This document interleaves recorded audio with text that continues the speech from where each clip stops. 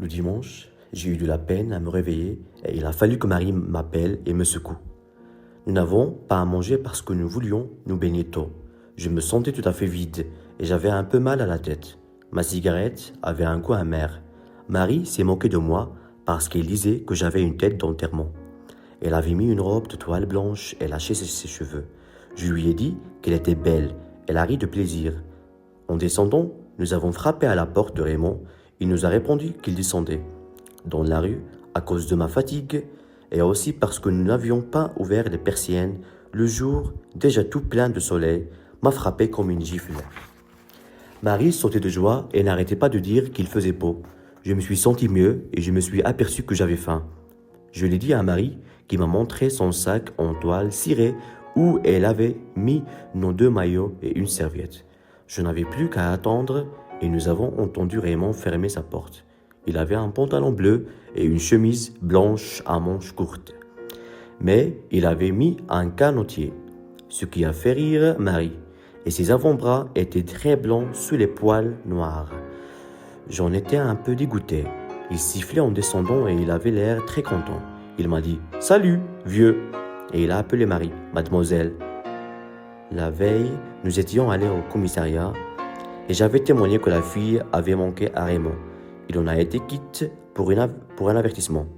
On n'a pas contrôlé mon affirmation. Devant la porte, nous en avons parlé avec Raymond. Puis, nous avons décidé de prendre l'autobus. La plage n'était pas très loin, mais nous irions plus vite ainsi. Raymond pensait que son ami serait content de nous voir arriver tôt.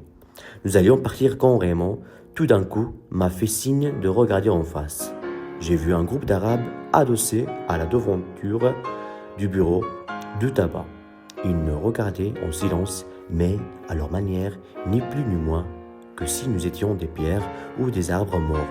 Raymond m'a dit que le deuxième, à partir de la gauche, était son type, et il a eu l'air préoccupé. Il a ajouté que pourtant, c'était maintenant une histoire finie. Marie ne comprenait pas très bien et nous a demandé ce qu'il y avait. Je lui ai dit que c'était des Arabes qui en voulaient à Raymond. Elle a voulu qu'on parte tout de suite. Raymond s'est redressé et il a ri en disant qu'il fallait se dépêcher. Nous sommes allés vers l'arrêt d'autobus qui était un peu plus loin et Raymond m'a annoncé que les Arabes ne nous suivaient pas. Je me suis retourné, ils étaient toujours à la même place et ils regardaient avec la même indifférence l'endroit que nous venions de quitter. Nous avons pris l'autobus. Raymond, qui paraissait tout à fait soulagé, n'arrêtait pas de faire des plaisanteries pour Marie.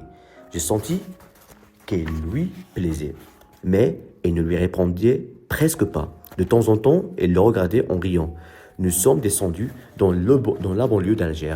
La plage n'est pas loin de l'arrêt d'autobus, mais il a fallu traverser un petit plateau qui domine la mer et qui dévale ensuite vers la plage. Il était couvert de pierres jaunâtres et d'asphodèles, tout blanc sur le bleu déjà dur du ciel. Marie s'amusait à en éparpiller les pétales à grands coups de son sac de toile cirée. Nous avons marché entre 2 files de petites villas à barrières vertes ou blanches. Quelques-unes enfouies avec leurs vérandas sous les tamaris, quelques autres nues au milieu des pierres.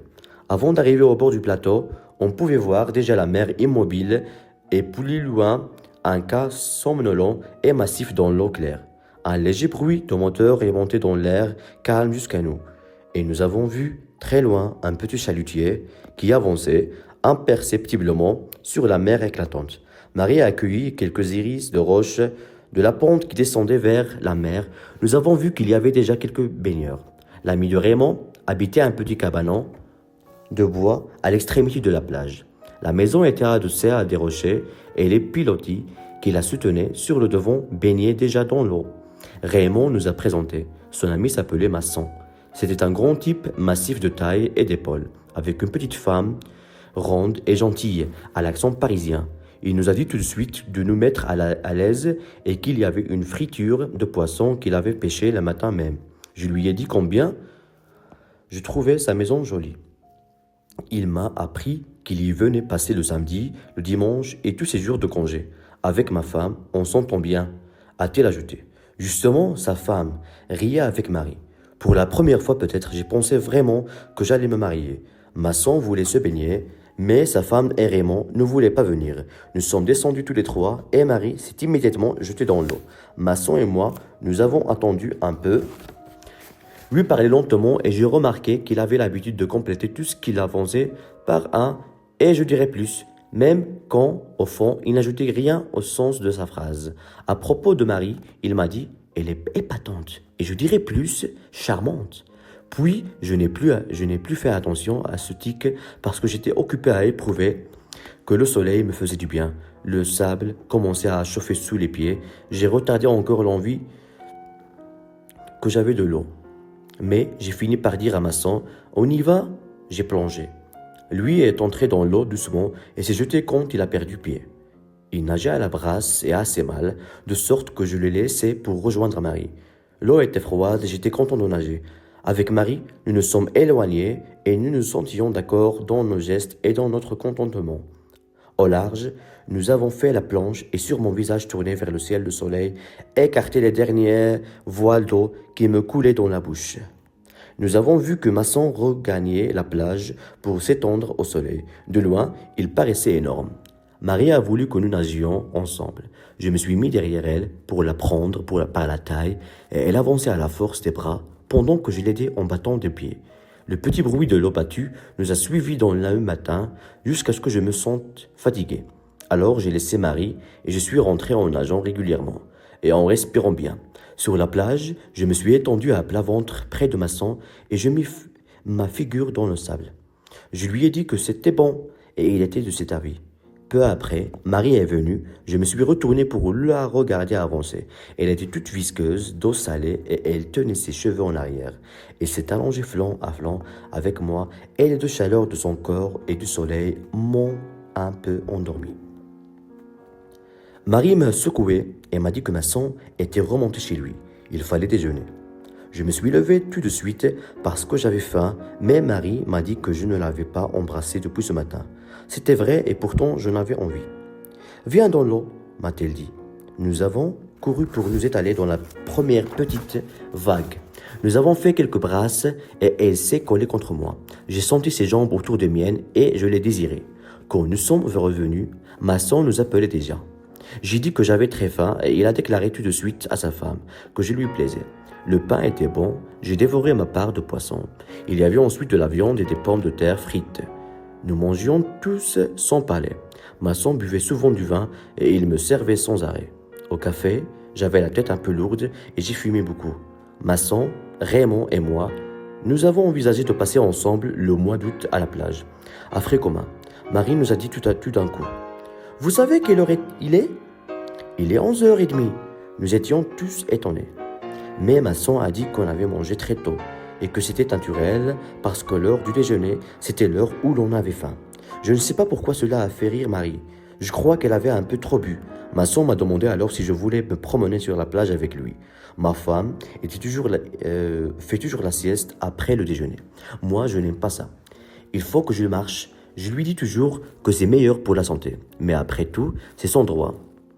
Marie a déclaré qu'elle resterait pour aider mademoiselle Masson à faire la vaisselle. La petite Parisienne a dit que pour cela, il fallait mettre les hommes dehors. Nous sommes descendus tous les trois. Le soleil tombait presque d'aplomb sur le sable et son éclat sur la mer était insoutenable. Il n'y avait plus personne sur la plage. Dans les cabanons qui bordaient le plateau et qui surplombaient la mer, on entendait des bruits d'assiettes et de couverts. On respirait à peine dans la chaleur de pierre qui montait du sol. Pour commencer, Raymond et Masson ont parlé de choses et de gens que je ne connaissais pas. J'ai compris qu'il y avait longtemps qu'ils se connaissaient et qu'ils avaient même vécu ensemble à un moment. Nous nous sommes dirigés vers l'eau et nous avons longé la mer. Quelquefois, une petite vague plus longue que l'autre venait mouiller nos souliers de toile. Je ne pensais à rien parce que j'étais à moitié endormi parce que le soleil sur ma tête nu. À ce moment, Raymond a dit à Masson quelque chose que j'ai mal entendu, mais j'ai aperçu en même temps, tout au bout de la plage et très loin de nous, deux Arabes en bleu de chauffe qui venaient dans notre direction. J'ai regardé Raymond et il m'a dit « C'est lui !» Nous avons continué à marcher. Masson a demandé comment ils avaient pu nous suivre jusque-là. J'ai pensé qu'ils avaient dû nous voir prendre l'autobus avec un sac de plage, mais je n'ai rien dit. Les Arabes avançaient lentement et ils étaient déjà beaucoup plus rapprochés. Nous n'avons pas changé notre allure, mais Raymond a dit « S'il y a de la bagarre, toi, Masson, tu prendras le deuxième.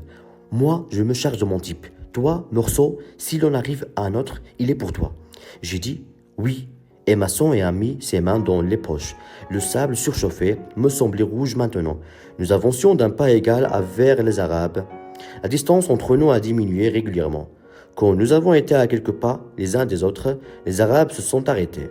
Masson et moi, nous avons ralenti notre pas. Raymond est allé tout droit vers son type. J'ai mal entendu ce qu'il lui a dit, mais l'autre a fait mine de lui donner un coup de tête. Raymond a frappé, alors une première fois, et il a tout de suite appelé Masson. Masson est allé à celui qu'on lui avait désigné et il l'a frappé 2 fois avec tout son poids. L'Arabe s'est aplati dans l'eau, la face contre le fond, et il est resté quelques secondes ainsi, des bulles crevant à la surface autour de sa tête. Pendant ces temps, Raymond aussi a frappé et l'autre avait la figure en sang. Raymond s'est retourné vers moi et a dit « Tu vas voir ce qu'il va prendre. » Je lui ai crié « Attention, il y a un couteau !» Mais déjà Raymond avait les bras ouvert et la bouche tailladée. Masson a fait un bond en avant, mais l'autre Arabe s'était relevé et il s'est placé derrière celui qui était armé. Nous n'avons pas osé bouger. Ils ont reculé lentement, sans cesser de nous regarder et de nous tenir en respect avec le couteau. Quand ils ont vu qu'ils avaient assez de champ, ils se sont enfuis très vite, pendant que nous restions cloués sous le soleil et que Raymond tenait serré son bras dégoûtant de sang. Masson a dit immédiatement qu'il y avait un docteur qui passait ses dimanches sur le plateau. Raymond a voulu y aller tout de suite, mais chaque fois qu'il parlait, le sang de sa blessure faisait des bulles dans sa bouche. Nous l'avons soutenu et nous sommes revenus au cabanon aussi vite que possible. Là, Raymond a dit que ses blessures étaient superficielles et qu'il pouvait aller chez le docteur. Il est parti avec Masson. Je suis resté pour expliquer aux femmes ce qui était arrivé. Madame Masson pleurait et Marie était très pâle. Moi, cela m'ennuyait de leur expliquer. J'ai fini par me taire et j'ai fumé en regardant la mer. Vers 1h30, Raymond est revenu avec Masson. Il avait le bras abondé et du sparadrap au coin de la bouche. Le docteur lui avait dit que ce n'était rien, mais Raymond avait l'air très sombre. Masson a essayé de le faire rire, mais il ne parlait toujours pas. Quand il a dit qu'il descendait sur la plage, je lui ai demandé où il allait. Masson et moi avons dit que nous allions l'accompagner. Alors, il s'est mis en colère et nous a insultés. Masson a déclaré qu'il ne fallait pas le contrarier. Moi, je l'ai suivi quand même.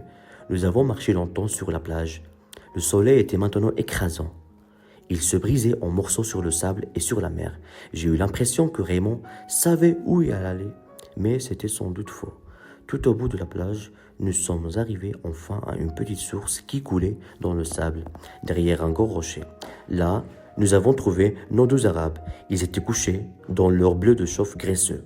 Ils avaient l'air tout à fait calmes et presque contents. Notre venue n'a rien changé. Celui qui avait frappé Raymond le regardait sans rien dire. L'autre soufflait dans un petit roseau et répétait sans cesse en nous regardant du coin de l'œil les 3 notes qu'il obtenait de son instrument. Pendant tout ce temps, il n'y a plus eu que le soleil et ce silence, avec le petit bruit de la source et les 3 notes. Puis Raymond a porté la main à sa poche revolver, mais l'autre n'a pas bougé. Il se regardait toujours. J'ai remarqué que celui qui jouait de la flûte avait les doigts des pieds très écartés, mais sans quitter des yeux son adversaire. Raymond m'a demandé « Je le descends ?» J'ai pensé que si je disais non, il s'exciterait tout seul et tirerait certainement.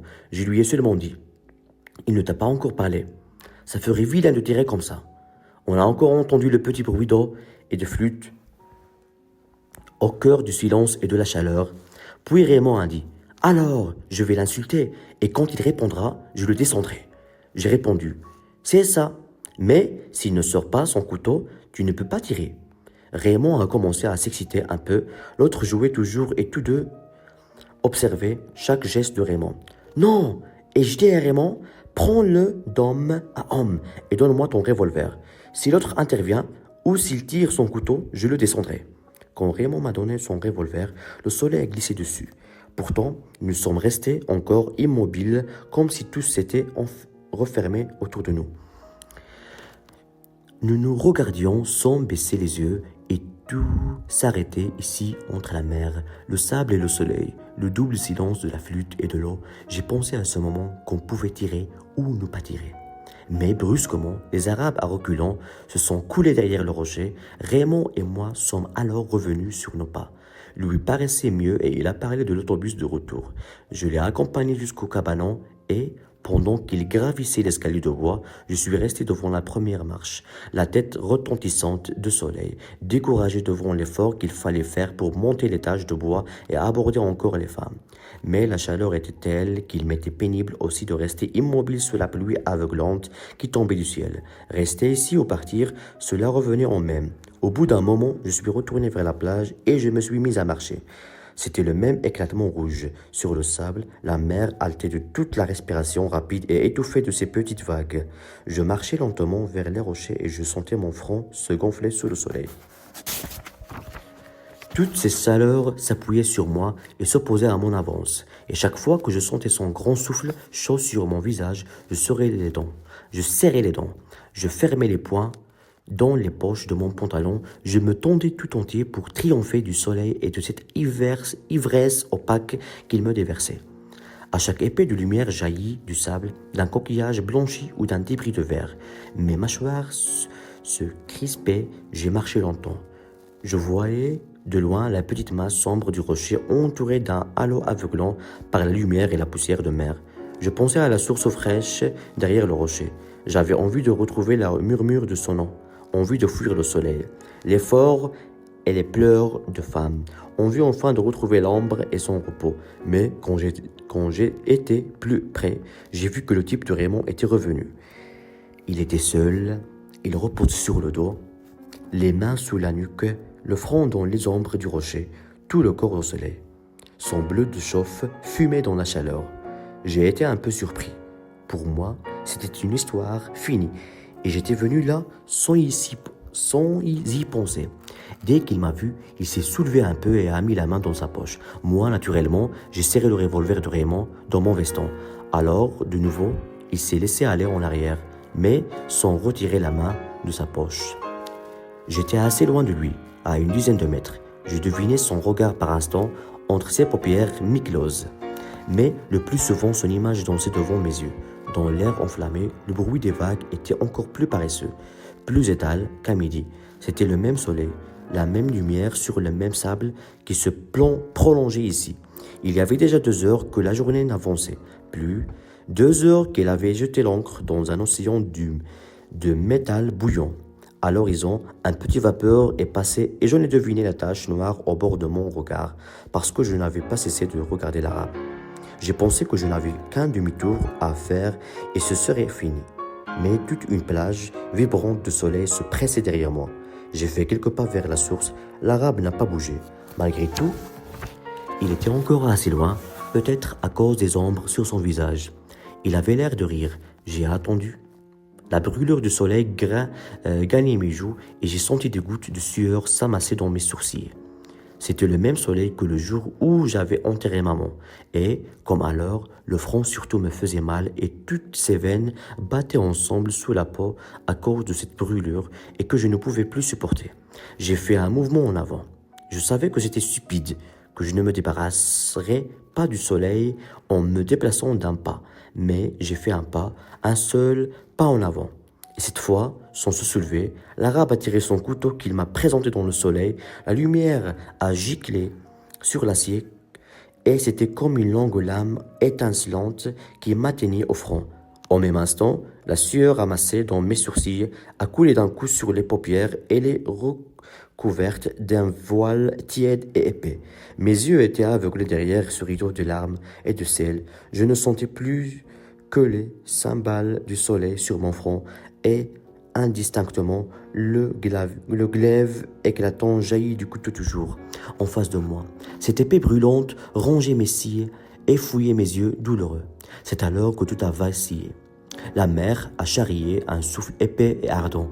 Il m'a semblé que le ciel s'ouvrait sur toute son étendue pour laisser pleuvoir du feu.